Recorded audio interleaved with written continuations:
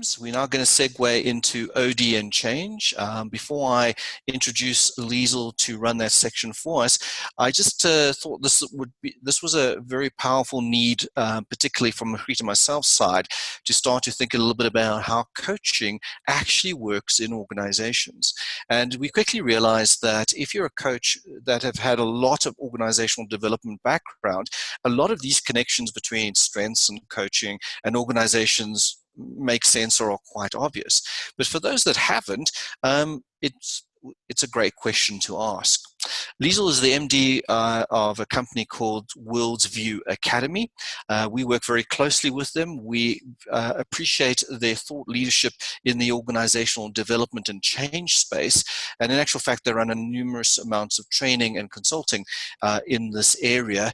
And WorldsView is getting very interested in the coaching side, and we're getting very interested in the OD side. So Liezel, without further ado, if over to you to take us through and help us to start thinking about the contribution of OD to coaching. Thank you so much, Yendor, and thank you for that. That was the perfect introduction. we are definitely becoming more and more interested in coaching for many different reasons. And the interesting thought process I've had over the past, I don't know, a few weeks since me and you have spoken about this session has been to realize how many similarities there actually is and how many areas in the work where we do OD and coaches do coaching that we are doing the same work and sometimes working with the same people and sometimes on the same problems. I was just sitting here getting really excited about the team stuff that was just shared, because you know, team development, helping teams become more effective is such a big part of organization development. Yeah, so I'm going to share my screen.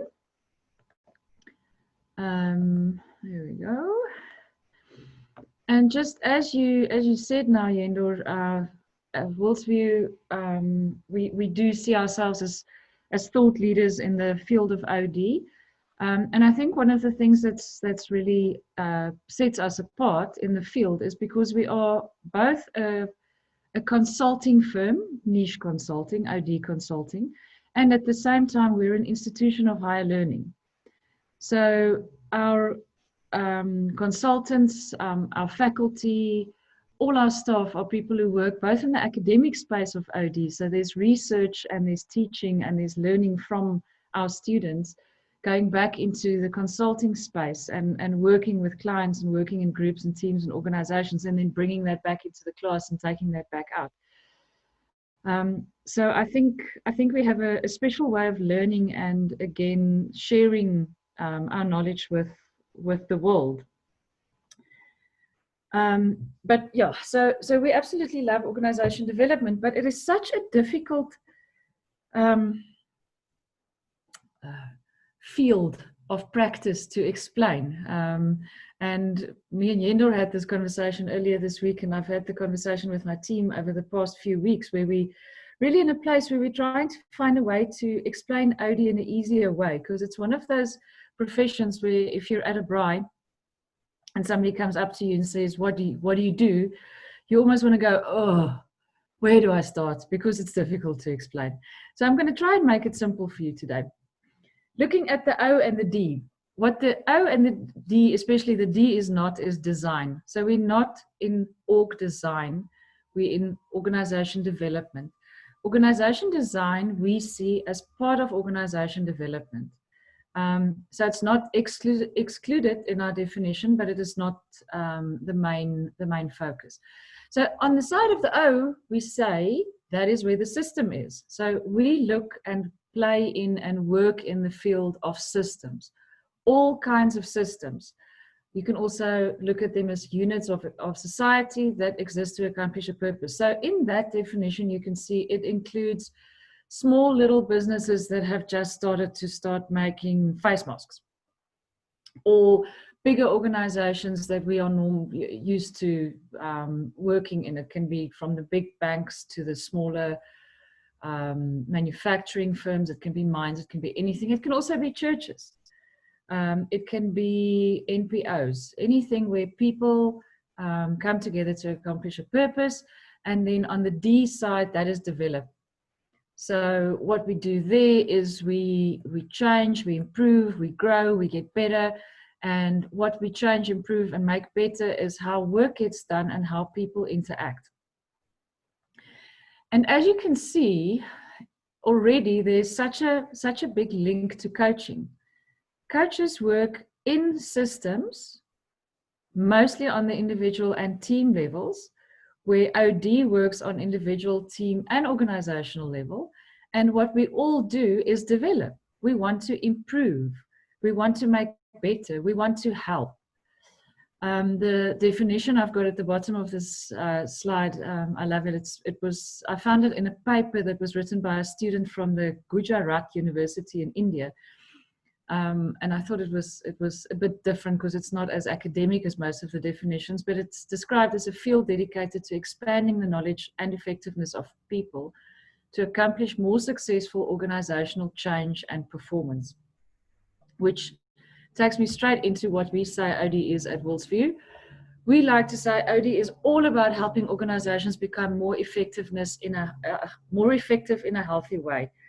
So I think this is what sets us apart from other, for example, management consulting organizations, from people or industries that just maybe focus on the people side, which is then seen as the soft and the fluffy side. OD sees that you need both effectiveness and health for an organization to be sustainable. So on the effectiveness side, we talk about the bottom line. That is where profit sits. That is where sales target sits. That's your volume, cost, quality stuff. That's stuff that's easier to measure and quite often quicker to measure as well. And then, of course, the other side is the healthy side. And there we talk about organizational health. And what we talk about there is the organization as a system. Is the organization able to see opportunities, to act together? Is the organization resilient, et cetera, et cetera? And we believe that you need both. This is my last slide, and then we're going into a bit of a discussion. So what we try to put here and to just quickly talk about is what we believe the building blocks of OD is. It is not rocket science. And I think you will find a lot of what I've already said and a lot of what I'm going to discuss now is kind of common sense to a lot of people. It makes sense when you work with people in organizations. It makes sense if you work in an organization yourself or you have done. So the first one that we say is, and I love this, it's a definition of OD I heard the other day. It's about helping people work together better to create successful organizations where people love to work. So helping people work together better, I'm sure resonates with all of you as well, whether it's individual or group coaching. But that is about helping people have better conversations, helping people make better decisions, helping people think better in groups or in teams or individually. It's about creating stronger teams, more effective teams. It's about leaders who talk the same language, leaders who are on the same page of what is the vision for this organization, what is the purpose. It is about leaders that walk the talk. So leaders who are proud about the strategy, they believe in the vision of the organization, and they impact and influence the culture of the organization by walking the talk and being on the same page with each other. Obviously, in there also sits a lot of self-reflection, self-development, personal development work. Then we say OD is systems focused, and the system idea in OD is quite important. The system that we work in, we work on different levels, and it's important to identify the level of system that we're working in. And as I said before, it's individual level, team level, organization-wide level, it can be enterprise level, it can be business unit, it can be function. And the reason we see that it's very important is because quite often the way you interact with and the way you find underlying problems and the way you you intervene, or the solutions that you might have at different levels of system might look different and will look different and will impact each other different. So also understanding that working with individuals will have impacts in teams, which sits at a different level of system, and again into the organization. Big changes, organization-wide changes, will have impacts in team levels and on individual levels.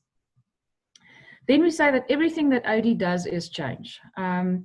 The change or change management or understanding change is not separate from OD. OD changes stuff and therefore is always concerned with change and therefore needs to understand change and needs to understand how to manage change, quite often more in the bigger picture. We as a company, for instance, don't do change management per se, but we understand where change happens in the organization, the organizational landscape, and how to work with it. OD also helps by removing the barriers to change. So, for example, just having a leadership team, giving them the time and the space to think together and become clear on the vision and the purpose of the organization already starts removing some barriers to the change. Enabling better conversations in teams, helping teams become more effective, etc., etc. Then we say OD is issue-centric, and issue-centricity is very important, and I think will also resonate with you very much. What we mean with issue-centricity is we do not intervene on interventions, or we do not try and stick plasters over presenting problems, presenting issues. There's a very big difference between presenting issues and underlying issues. So presenting issues, you would probably get to have to work with that often. So that would, for instance, be a client that comes to you and say, this team, there's a lot of infighting. They're not working together well. Can you come and fix it? Okay, conflict in a team is a presenting issue. How do we get to the problem? What is it that's causing the conflict in this team? So in OD, we work very hard on finding that underlying issue and not jumping in and starting to solve problems until we're not sure that we are actually working with the underlying issue and not the presenting issue. Then we go into the context. Now, context is extremely important in OD work. Once you've figured out, or in the process of looking for the underlying issue, you'll probably start doing a bit of a diagnosis on the system.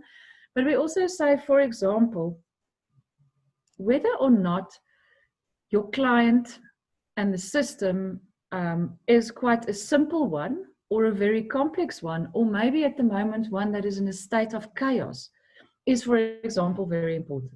In a simple environment, everybody in the organization knows what they're supposed to do. If I do this, then this happens next, and then that is the outcome.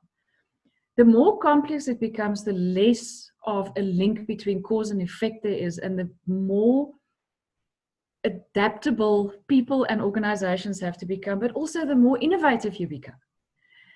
So that is an example of why understanding the context is so important. Also for us to understand what is the context impacting on our clients, and then for what the context is that that client walking out of a coaching session, for example, would be acting into. We then say that OD works with sense-making frameworks, so that's where some of your change management frameworks comes in. For example, very useful is models that explains why there's resistance to change, which I think could be also very useful for coaches to work with, to understand why the organization is struggling with change, but also why individuals are struggling. And then, of course, the same as with coaches, we really believe that we need to transfer our knowledge and skills. We have to, that's part of the OD credo, is actually for OD practitioners to work themselves out of work, to transfer those knowledge and skills, to enable our clients to do it for themselves, to solve the problems themselves, to need us less and less. So those being the building blocks, I want to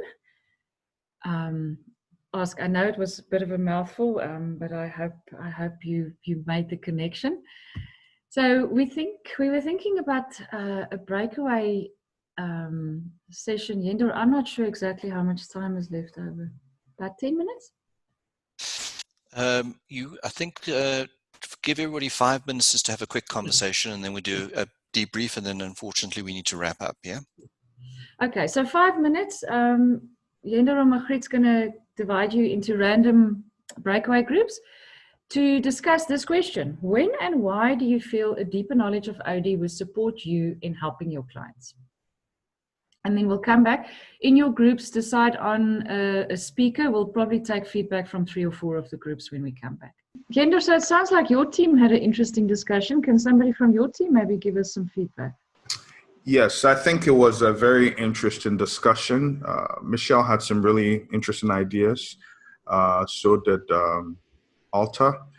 She talked about the importance of understanding the mind and the emotional bit, and basically a lot of times we focus on organizations, but we forget that the human beings and their feelings also come into play. Duncan also mentioned the fact that he likes to relate emotion to creativity and understanding how people can work from the inside, but then do more and create more. Michelle, you made so many points. I'm trying to remember. I don't know if you can help me with that one. She made a lot of really great points, but I can't seem to remember the details on that. Is she here? And then I also added the fact that it's very easy as coaches to zone in into the individuals that you're coaching, but sometimes we forget that we are working with them in context. Yes, I remember what Michelle said. So a lot of times teams are hired to within teams or by a particular director, but sometimes it's not the organizational view, it's more of the department's view. And so you always need to remember to go back and look at the organization or engage from the organization and find out which path they want you to go. And so this OD brought that perspective for us to start from the right place, as opposed to jumping in the middle and then grooming the person you're coaching away from what the organization wants. Because at the end of the day, you need to work both ways. Just in terms of what we chatted through in our group, in terms of organizational development, is that I think, we as coaches, we work with personal development, we work with leadership development, strengths development, management development, but it sits in an environment which is organizational development. And it's quite helpful to understand the factors that impact the person that you're coaching. And if you haven't got sight of them, you actually might not be helping them in the environment that they're in. You could be giving them input that theoretically is helpful, but in the environment is not helpful. So for me, it's actually quite critical to understand the organizational dynamics. You frame it as organizational development, but the dynamics in the organization, because then you really are giving the individual good input. So that was what we came out with in our group. Yeah, you can't ignore this environment where people sit, like you said. Well, I can just say one more. First of all, it's wonderful to go to some small groups of people and to learn and to meet new people. So it was quite great to meet Danella and Ashi and Zebu and to talk a little bit about this.